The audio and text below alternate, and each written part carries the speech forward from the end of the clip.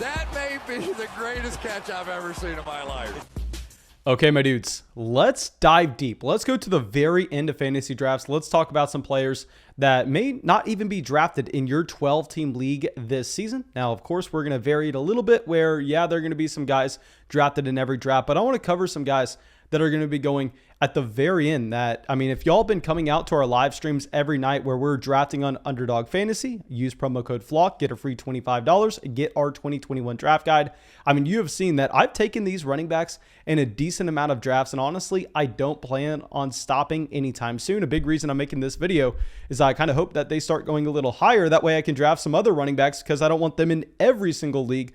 But yeah, I mean, these are players I think are all undervalued for one reason or another. But before we get into them, please go down there, drop a like, subscribe to the channel. And most importantly, guys, if y'all want to come out to our live drafts that we have every single night, what you need to do is you need to make sure you're not only subscribed to the channel, because I know 99% of people watching these videos have already hit that sub button, but you need to hit the bell next to the sub button if you want to be able to come out at the very beginning of our live streams, hop in some live drafts with us, and at the same time, come to our premieres when we premiere the videos every morning where I hang out in the live chat, I answer questions, we go through, we can really talk about whatever y'all want. But yeah, that should be it, my dudes. Let's hop into this list and let's start it off with Rhamondre Stevenson.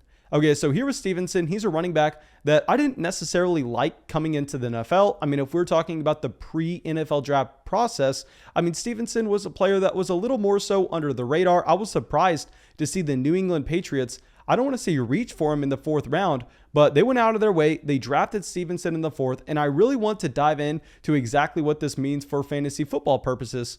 Because if y'all been hanging out with us during those underdog drafts, if you want to hop in some underdog drafts with us, promo code FLOCK, you've seen that I've drafted Stevenson in the last round a couple times now. And I'm kind of surprised to see that this is a running back that people are completely overlooking. Because I think if you look at the overall profile, he definitely has a profile that can be useful in fantasy his rookie year. Because we know rookie running backs are very different than rookie wide receivers. Usually if you're a day 3 rookie wide receiver, you have no shot at being productive in your first year in the league. Whereas at running back, you mainly just need the opportunity. And right now, this New England backfield looks crowded, but I think you actually have Stevenson with a good shot to jump up to the very top. So if you're wanting him, I mean, I'd imagine that if you're playing in a 12-team casual format, you're going to be able to get him in every single draft you want. If you're playing on Underdog over there with us, maybe you have to take him in the 17th round. 99% of the time, you're getting him in the 18th.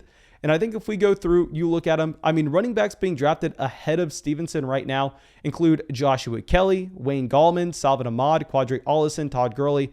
Currently on Underdog, he is the running back 73, which is ridiculous. So he's going in a range where you have 2 running backs on every single NFL roster going off the board before Stevenson is getting drafted. And we're looking at this overall profile and going, okay, well, yes, he's a 23-year-old rookie. You do not like to see a rookie running back being 23. Historically, that's very bad for his historical hit rate.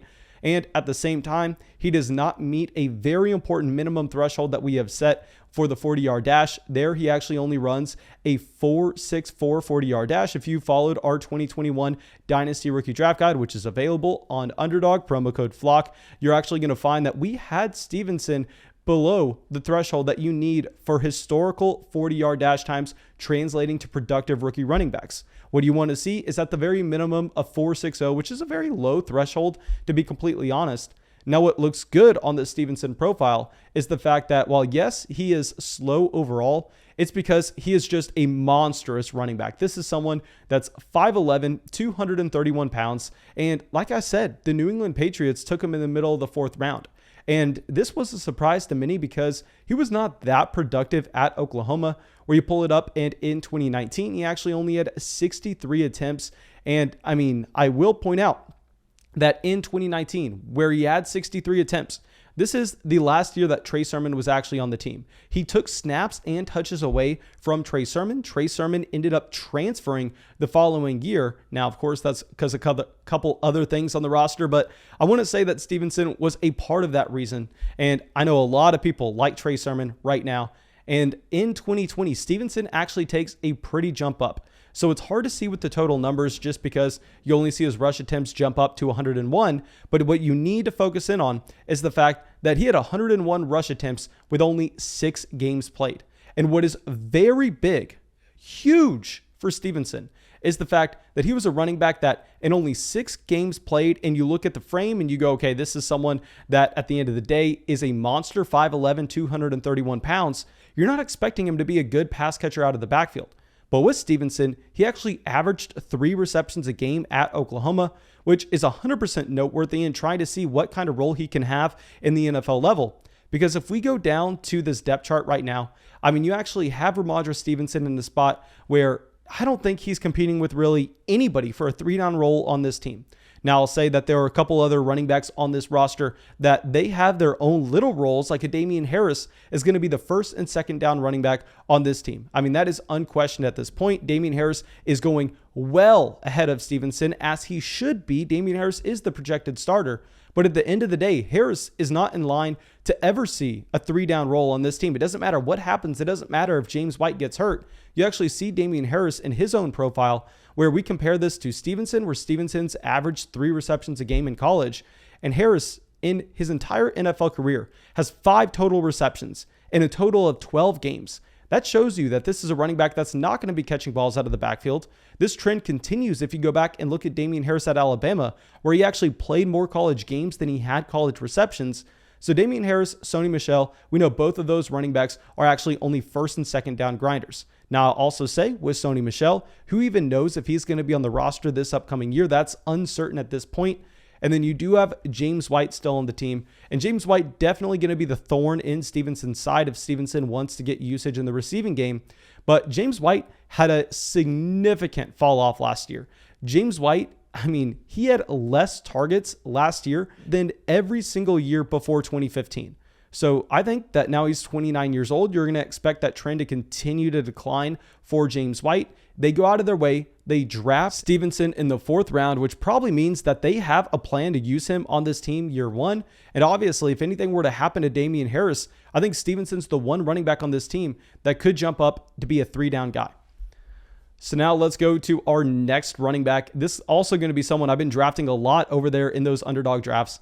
This is going to be Darrynton Evans. Okay, so with Darrynton Evans, right now he's going as running back 54. And if you don't know who he is, I mean, he was a rookie last year in the 2020 class. He goes in round 3 to the Tennessee Titans. Round 3 is great for a rookie. That's higher than Michael Carter got drafted this year. And with Darrynton Evans, if you look at the overall profile, now, yes, he doesn't have the same kind of size that Stevenson does, where he's only 5'10", 203 pounds. But what he really possesses that you like to see is going to be that top end speed. He actually ran a 4.41 40-yard dash, which is massive for the running back position. Very rarely are you finding someone with that kind of speed. He was a decent pass catcher in college, where he has over a 7.5% college target share. Doesn't meet our minimum threshold that we have established with that Dynasty Rookie Draft Guide. But beyond that, still, Evans, a very fast running back that the Titans have a decent amount of invested into. And we go through, we look at this depth chart for Tennessee right now.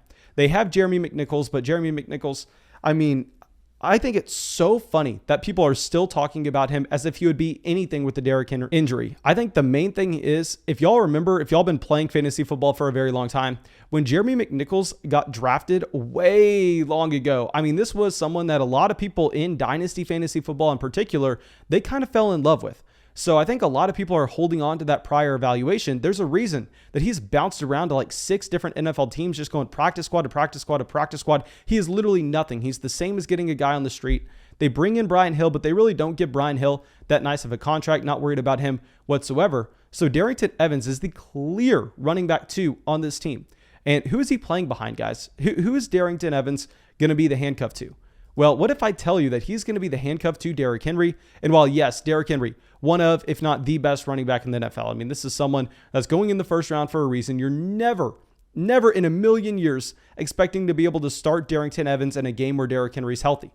But what if I told you that over the past 2 years, Derrick Henry has had 827 touches? In 2 years, Derrick Henry has had 827 touches in the NFL. Now, I understand Derrick Henry is built different. I know that's going to be your argument down there in the comment section, but still, you can't overlook that type of workload. And combine that with the fact that he is 27 years old now. I mean, this is when you see those running backs fall off. Historically, this is when David Johnson, Le'Veon Bell, Todd Gurley. I know Todd Gurley is a little bit different. Gurley actually fell off at 25, but that was due to the arthritis. But beyond that, this is historically where you see those running backs fall off is age 27. Derrick Henry's coming off of 2 years, which he totaled 827 touches. So I think that this is setting up to be a spot where I'm not going to be too surprised if Derrick Henry misses time in 2021. And if that happens, all of a sudden, Darrynton Evans jumps up to being the starting running back on one of the best offenses in the NFL, especially with the addition of Julio Jones in there. Now, I won't be expecting him to obviously take that Derrick Henry load, but still at the same time, he could be someone that jumps up to be a running back 2 in fantasy. So Darrynton Evans, I like the talent. I like the situation. If Derrick Henry were to go down, we're going to be drafting him aggressively. So now our next running back is going to be a little polarizing for me, but it's going to be Devontae Booker. And the reason I'm saying I'm not all in on Devontae Booker is I think the injury concerns right now with Saquon Barkley, they're a little bit overblown. I'm still comfortably drafting Saquon Barkley at the 5th pick overall. I mean, if you have Christian McCaffrey, Dalvin Cook, Alvin Kamara, Devontae Adams off the board, I think more times than not, I'm going to be drafting Saquon Barkley. But here, it can't be both sides. Y'all can't be trying to tell me that Saquon Barkley needs to be a late first, early second round pick because he's not going to see that many snaps at the beginning of the year because this injury is so severe that possibly he gets re-injured. And at the same time, be letting me draft Devontae Booker for completely free. And I'm not saying that I want to be drafting Saquon Barkley and Devontae Booker on the same team because if you do that, while yes, you raise your floor, you're actually going to lower it in on your ceiling. And we've talked about that so much. But if I'm going to be drafting 100 teams this year, which I'm probably going to be closer to 200 to be completely honest, I'm going to want Devontae Booker on a decent amount of those squads. Not the squads I have Saquon Barkley, but the ones that maybe I drafted in Alvin Kamara in the first round instead. And if we go through and we look at this Devontae Booker profile, I mean, yes, it's concerning that this is a running back that's 29 years old. Of course, you never want to be drafting running backs in that age range, but you're getting Devontae Booker according to Underdog ADP. I mean, just at the very end of drafts right now. And if you look at the contract that he gets this offseason, he actually signs a $5.5 million contract. $2 million of that is guaranteed. And you compare that to a James Conner in Arizona, which I know a lot of people are wanting to look at James Conner. Conner signed for like half of that. Guys, I mean, Conner signed for less than half of what Devontae Booker got. And you really need to look at those contracts and kind of try to determine what a running back role is going to be on their team. Of course, so much more goes into it, but it's a very useful piece of information that we can use to try to project. So here, I think Devontae Booker is the clear running back 2 on the New York Giants for a running back that y'all are trying to tell me is going to be injury prone this upcoming season. And with Devontae Booker, he's seen 50 targets in the past before in a single season. So we know he has the passing game ability. I mean, if he wasn't playing on an offense with Josh Jacobs and Jalen Richard over the past few years, I'd imagine that Devontae Booker continued to catch balls at a very high rate in Las Vegas. I do that every single time. I don't know why it's the LA Raiders. That hasn't been the LA Raiders for a very long time now. But anyway, here with Devontae Booker, he's a player that you're not starting any given week. That Saquon Barkley is healthy, but I think he has the talent profile where if he were to jump up into a starting role, all of a sudden this is someone that's going to get targets out of the backfield and you can play him as a running back too. So now let's go over to someone that I hated in fantasy drafts last year. I mean, I didn't draft him in a single one. I haven't drafted him in a single draft in over 2 years, but now I'm taking him, Devin Singletary. Okay, so with Devin Singletary, right now he's going as the running back 46 on Underdog. And a big thing is you're looking at him as a committee running back in one of the best offenses in football. Now, yes, I understand, guys, what you're going to tell me is the same exact thing I was saying last year when Devin Singletary was going in the 4th round. What were we saying last year? We were saying that Devin Singletary was an unimpressive prospect coming out of Florida Atlantic. This is a running back that was playing on a team that was not going to be giving a lot of points to the running back position, given the fact that Josh Allen doesn't like to check down, given his scrambling ability. And once they get to the goal line, Josh Allen's going to be vulturing so many touchdowns away from those running backs that it's not necessarily a position you really want to be at.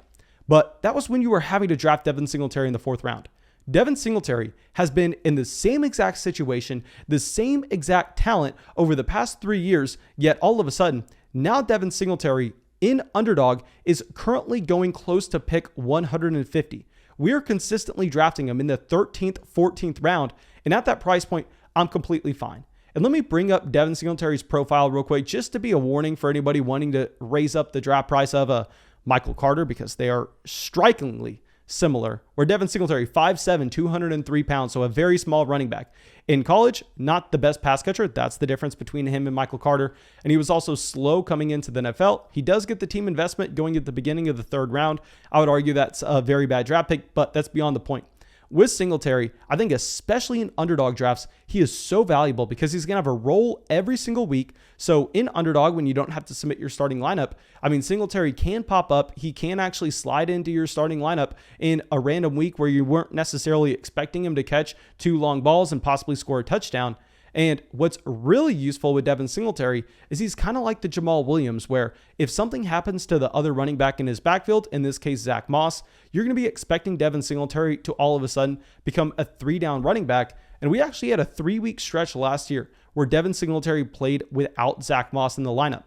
And in that 3-week stretch, Devin Singletary had 42 carries, 14 targets, really showing that he's going to get utilized in every area of the football field. He also only scored 2 total touchdowns last year. That's something that with touchdown volatility, you can't project that season to season. It's 100% going to regress to the mean. So Devin Singletary here, I hated him last year, but I think he's actually a really good value now. So now our last running back we're going to talk about, I have to bring him up because he's been my favorite running back sleeper for years now. We've been wrong for years now. I don't care. We're going back to the well. Rashaad Penny. My man, Rashaad Penny. Now, we bring up Penny. This is a running back that you're getting as running back 53. So a low-end running back 2 in terms of every single running back on a starting NFL team. They're already drafted, and then you're going through drafting the backups. Rashaad Penny is one of the last handcuffs going off in drafts. And I just want to go back to this Rashaad Penny profile. I mean, this profile is disgusting for Rashaad Penny. I mean, significantly better than any other running back we've talked about at all today. One of the better running back profiles that you're actually going to find in the entire NFL coming out of college. Now with Rashaad Penny, he hasn't really had a shot in the NFL given his injuries and given the fact that Chris Carson was very good at the beginning of Rashaad Penny's career, where Penny didn't necessarily get to have a full down role with what I think he would have thrived with. I mean, Penny has the size. He's 5'11", 220 pounds. He's only 25 years old still because he was drafted in 2018 at an incredibly young age. He was a great pass catcher in college. He's very fast, a 4.46 40-yard dash, and he's playing on a team that Chris Carson is the starting running back. Now, tell me the last time that Chris Carson has been healthy through the entire year, and I will shut up and I will never talk about Rashaad Penny again. But now, all of a sudden, Rashaad Penny is healthy. He didn't participate in OTAs, which is, of course, why we had to move him down our rankings slightly. But now he is at training camp, and that is significant. And just trying to figure out if he's a running back that is going to be healthy in 2021.